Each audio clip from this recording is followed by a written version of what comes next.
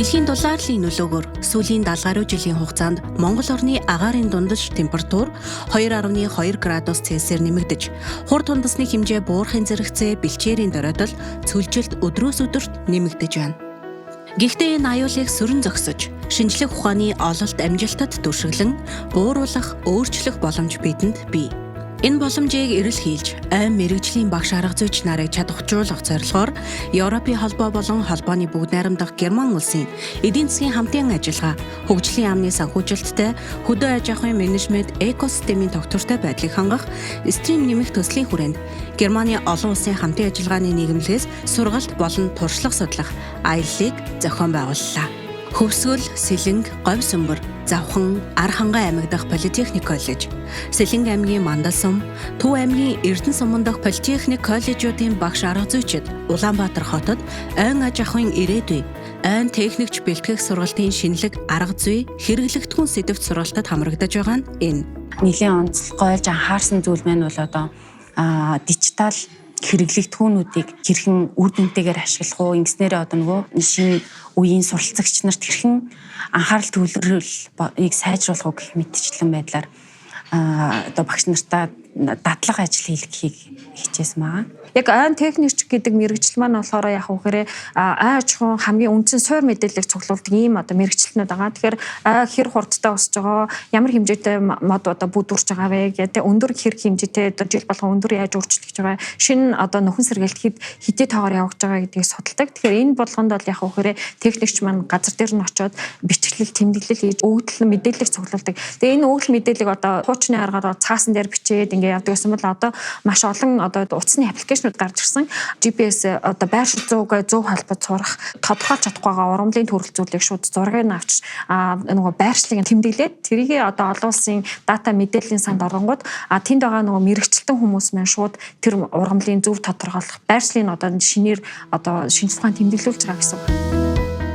Орон нутгаас ирсэн багш арга зүйчдийн хувьд Монгол Улсын их сургуулийн экологийн боловсролын төвийн танин мэдхийн өртөөжилсөн сургалтын үйл ажиллагаатай танилцсанаар олон шинэлэг санаа шийдлийг бодитоор харж, эргээд тус тусын сургуультай хэрэгжүүлэх арга, туршлага болон үлдэж байна. Тэдний хамгийн ихэнд зочилсон өртөө нь ой яг танин мэдхийн танхим юм. Цааш байгаль орчны танин мэдхийн хүлэмж гээд өртөө аялал үргэлжлэв. За одоогийн байдлаар бол бас 10,000 гаруй хүүхэд манай энэ өртөөгөөр ирж үйлчлүүлээд байна. Заавал мод тариараа гэж хэлэхгүйгээр зөвхөн яагаад мод тарих хэрэгтэй бэ гэдгийг хүүхдүүдэд ойлгуулахын тулд өөрсдийнх нь байнгын ашиглаж яадаг орчин үеийнхэн платформ дээр түшиглэж одоо жишээлх юм бол яг Netflix шиг, яг YouTube шиг, яг Spotify шиг гэдэг өөрсдийнх нь хэрэгэлдэг одоо зүйлтэй ойртуулж үзүүлэхийг оролцсон. Сургалтын хэрэглэгдэхүүн чинь аль болох хүүхдүүдийг барьж, мэдэрч, харьцуулж ингэж бүх мэдрэхүүгээрээ мэдрэх интерактив байж иж хүүхдэд хүрэх ёстой учраас мөн энэ одоо шаардлагад нийцүүлж ингэж танхимаа байгуулсан байгаа. За энэ болохоор МУС-ийн экологийн боловсролын төвийн танин мэдхийн цэцгийн хүлэмж. За бүх насны хүмүүст зориулсан танин мэдхийн үйл ажиллагаа явуулдаг хүлэмж юм байгаа. Одоо Монголд бараг хамгийн том, хамгийн олон жил ургаж байгаа ч гэдэг юм уу. Тэгээд Монгол оронд ердөө ургадгүй гэсэн хүмүүст нэлээд сонирхолтой танин мэдхүй ач холбогдолтой ургамлууд ихтэй. Залуу байгалчдын станц гэж байсан. Хуучнаар хүмүүс бас их мэддэг. Тэгэхэд энэ нөгөө Цэдэн бол филотоогоо бэлгэлж исэн мод юм байлээ. Тэгээд анх авчирсан цагаас хойш 40 гаруй жилийн хугацаанд ургаж байгаа. Монгол Улсын боловсролын их сургуулийн экологийн боловсролын төвд лаборатори үйл ажиллагаатай танилцж байна. За энэ усан узам КВ-ний модны өрсөлгөө одоо ингээд ерөнхийдөө жимсээ өгөх хэмжээнд хүрсэн байгаа надад гой санагдлаа. Усалгаа нь болохоор өөрөө ингээд бас давхар ингээд урамлын усалгаа болгоод ингээд холбоод шийдсэн. Энэ шийдэл надад бол айгүй гой санагдлаа. Тэгээд зарчмын мэдхгүй ч гэсэн бас яг ингээд жижигрүүлээд бас хийж үзүүл зүгээр санагдсан. Айн мэрэгжлийн багш арга зүйч нарын туршлага судлах дараагийн өртөө нь Улаанбаатараас Орхон аймаг. Тэд Эрдэнэт үйлдвэрийн айн генетик нөөцийн Эрдэнэт төв, хөрсний инновац технологийн төвийн үйл ажиллагаатай танилцлаа. Монгол Улсын ерөнхийлөгчийн санаачилсан тэрбум мод төслийн хүрээнд 100 сая мод тарьж, ургуулах, үр тарьц, суулгацын нөөц бүрдүүлэх, хөрс сайжруулах, сургалт судалгаа хийх зэрэг том зорилготой үлгэр жишээ байгууллагаас суралцах, санаа авах зүйл олон байна. ингээд доороос ингээд гэрэлтдэг.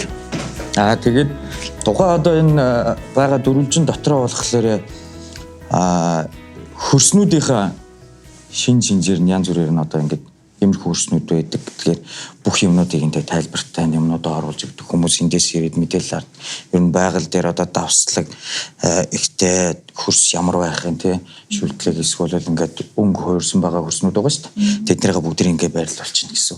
Манайх нэг чиг ууланаар Urban Compost бордоо гаргаж авч байгаа. Энэ чиг ууланаар хүнсний хаягдал одоо навч ногоо үүсний хаягдлуудыг задлаж одоо бордоо гаргаж авч байгаа гэсэн. Органик бордог 17 ширхэг тонны савн дотор хийцэн үйл ажиллагааг явуулж байгаа. Тэгээ энэс цаашдаа бол ерөнхийдөө 100 ширхэг юм савн донд хийгээд үзүүлгээ гаргаад авах боломжтой. За Монгол орны ойд ургадаг 140 гаруй төрлийн модны энэ чи 130 төрөл зүйлийг энд цуглуулж маш сайхан олон нээлттэй экологийн боловсролыг дэмжсэн маш сайхан төв болсон байна. Аль ч насны хүмүүс энд ирж танилцах боломжтой маш сайхан танин мэдхийн төв байна. Тэгээд энэ төв маань модлог ургамлын генетик нөөцийн лаборатори учраас үрийн фонд, модлог ургамлын гербар тэгвэл маш өргөн хийж өгсөн байна. Хөдөө аж ахуйн менежмент экосистемийн тогтвортой байдлыг хангах стрим нэмэх төслийн хамгийн том дэвшилттэй зүйл нь Монгол Улсын хэмжээнд ойн сургалтын жишг хөтөлбөртэй болсон явдал. Төслийн дагуу энэ жилээс хосмог сургалтын шинэ хэлбэрээр ойн техникч бэлтгэх 1.5 жилийн хөтөлбөрийг хэрэгжүүлж эхлээд байна. Ингэснээр зөвхөн танхимын сургалтын үйл ажиллагаа явуулахын зэрэгцээ ажил олгогч аж ахуйн нэгжүүд дээр дадлаг үйлдвэрлэлийн сургалтыг хамтран зохион байгуулах нөхцөл бүрджээ. Үр дүнд нь төгсөгчид шууд ажлын байртаа болохоос эхлээд цаашид ойн салбарын мэргэжилтнүүдийг бэлтгэх сургалтын үйл ажиллагаанд маш том ахиц дэвшил гарна гэсэн хүлээлт үүссэн гэдгийг багш нар онцолж байна. Эхний ээлжинд энэ жилдээ бол яг манайх нөгөө хосмос сургалтын бол 1.5 жилдээ ангийг яг анги бүрдүүлээд одоо манай ангид нэг 18 сурагч яг суралцж байгаа. Энэ дээр байгаа сурагчид нь бол бүгд нөгөө дийлэх нь яг ажлын байран дээр ажилладаг. Тэгсэн мөртлөө нөө яг мэргэжлийн одоо өөр нүүр чиглэлээр өмнө ингээд одоо сурч исэн. Тийм хүмүүс маань одоо ингээд ойн техникч болох гээд ингээд орж ирж байгаа. Тухайн яг ажлын байран дээр ажилладаг яг тийм хүмүүсийг одоо яг 1.5 жил сурж байгаа. За тэгээ бид бүхэн одоо энэ төсөл маань одоо 2 жилийн хугацаанд ингэж үргэлжлэхээр байгаа. Энэ хугацаанд бол одоо энэ төгсөлтөө ер нь бол одоо энэ хосмос сургалтын тогтолцоог ойн салбарт нэвтрүүлснээрээ бид бүхэн одоо нэг ойн салбарын одоо мэргэжилтнгүүдийг бэлтгэхэд маш чухал одоо бас актившил гарна гэж харж байгаа. За Германы олон улсын байгууллага буюу одоо энэ төслийг Монголд хэрэгжүүлж байгаа гизийн хамт олондоо бол маш их баярлалаа гэж хэлмээр байна. Ягаад тэгэхээр бид нар яг энэ мэргэжлийн инженерүүд, энэ мэргэжлийн багш нар яг энэ төслийн хүрээнд хоорондоо нэгдэж одоо маш их мэргэжлийн одоо сүүлийн үеийн том техник, тоног төхөөрөм, сүүлийн үеийн мэдээллүүдийг ингээд цаг алдахгүй бидэнд хүргэж биднийг хөгжих боломж олгож байгаад бас баяртай байна. Тэгээд мэргэжил нэгт нөхөдтэй ногоон Монголын төлөө урагшаа гэж хэлье да. Тэгш үртээмжтэй, гендерийн мэдрэмжтэй энэ сургалтын орчин бүрдүүлэхэд ойн дадлагын газраас бид нар бас эхлээд энэ сургалтынхаа одоо дадлагын газруудыг энэ одоо шаардлагад нийцүүлж бас ингэж хийж байгаагаараа бас олон давуу талуудыг одоо бий болгоод байна. Жижиг зүйлсийн нэгдлээс том зүйл бүрдэнэ.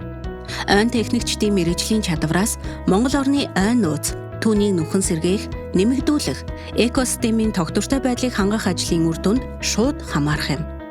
Сурвалжлагын эхэнд хэлсэн дэлхийн дулаарл уур амьсгалын өөрчлөлтийг сүрж зогсох, сааруулах хүмүүс бол ойн мэргэжилтнүүд.